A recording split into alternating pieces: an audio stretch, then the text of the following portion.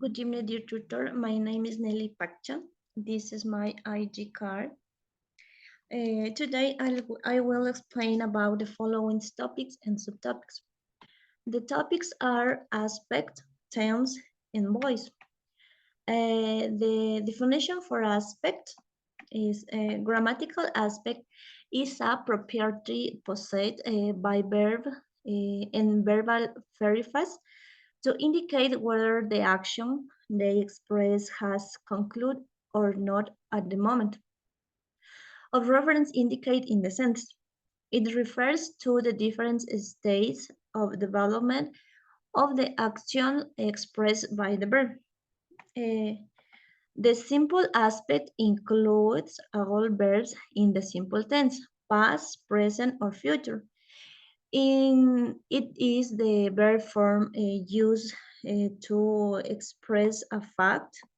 The simple aspect can be confusing because it does not make clear if the action is a complete action or a habitual action. The audience must be use a context clues to determine the nature of the fact. The example, the sentence, she sings, this is a fact. However, it is not clear whether this action is habitual or just a fact.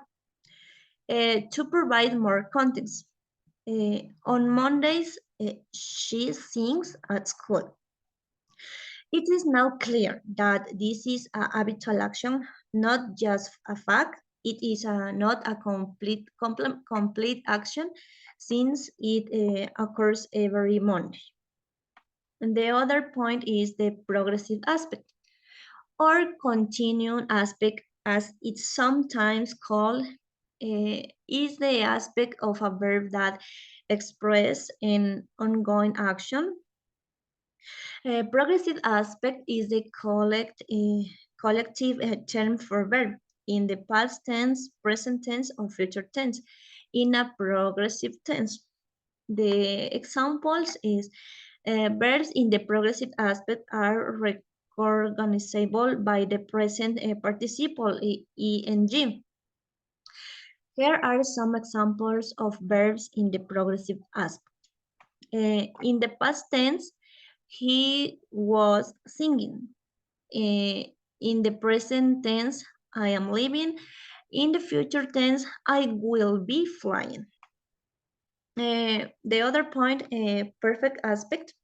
We use perfect aspect to look back from a specific time and talk about things up to that time or about things that are important at that time.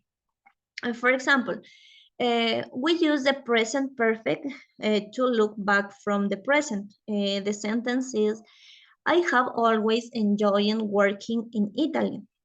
We use the past perfect to look back from a time in the past.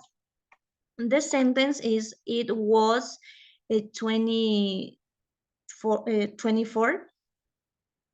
I had enjoyed working in Brazil for the past 5 years. And we use will with the perfect to look back from a time in the future. The sentence is, by next year, I will have working in Brazil for 15 years. The other subtopic, is tense. A verb tense is considered as a form of the verb which alone used to express the time. On the other hand, the verb tense tell use when an event occurred or when a person did something. It is divided into past, present, and future, which are the three main types of verb tense. In this case, the past tense is used to describe an activity or an event that just happening in the past or a past state of being and needs to include a time marker for when the event or action took place. The structure for past tense is subject plus verb and plus object. And the example for this past tense is they meet yesterday and he bought a new cell phone last week. In the present tense, the simple present tense or present tense is one of the most basic tense in English. We use present tense to talk about something that is correctly going on, something that is habitually performed, or a state that general or correctly exists. The structure is a subject plus verb and plus object. The example is she lives in Ecuador and Tom drives a bus. And the future tense is a verb tense used to describe an event or action that has not yet happened and is except to happen in the future. The structural is a subject plus shall or will plus verb is yes and plus object. The example for this future tense is he will be her son. I will pick you up tomorrow and you will not go to the party tomorrow. The other point is the voice. The voice refers to the form of a verb that indicates when a grammatical subject performs the action or is the receiver of the action. When a sentence is right in the active voice, the subject performs the action. In the passive voice, the subject receives the action. In academic writing, it is generally preferred to choose an active verb and pair it with a subject that names the person or a thing doing or performing the action. The active verbs are stronger and usually more emphatic than forms of the verb be or verbs in the passive voice. The examples, here are some examples of verbs in the active voice. Mary ate the cookies.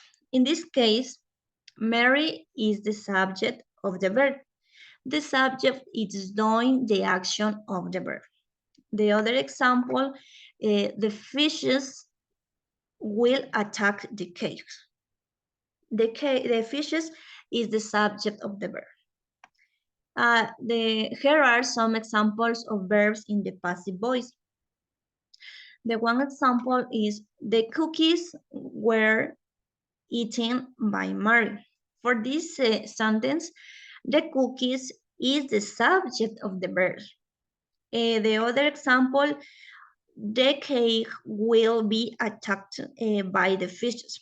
In this case, the cake is the subject of the verb. Okay, finally, it should be considered as valuable information on this topic because through them we can build sentence, phrase, and dialogues in English in which if we boil think correctly, we can make know what we want to express that dialogue. On the other hand, it must be organized in a correct way to be able to give sense to our phrase or sentence in a second language. Since knowing and understanding the aspects, the time and the voice warranties used to be able to develop with our environment.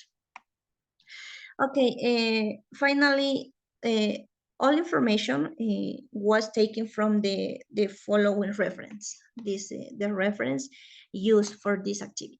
Thank you, teacher, and